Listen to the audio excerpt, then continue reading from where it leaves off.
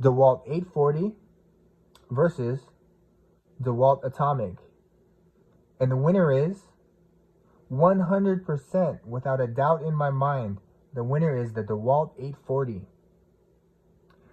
Right now, I'm going to squeeze the trigger on both. Let me know in the comments section the difference you hear. Here it goes.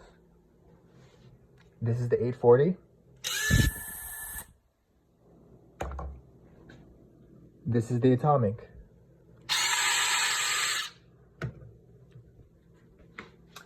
This is just a YouTube short video. Link is in the description for the YouTube long version. I will discuss the size, the weight, the price, as well as more in depth about the performance. So stay tuned. Till next time. Take care, everyone.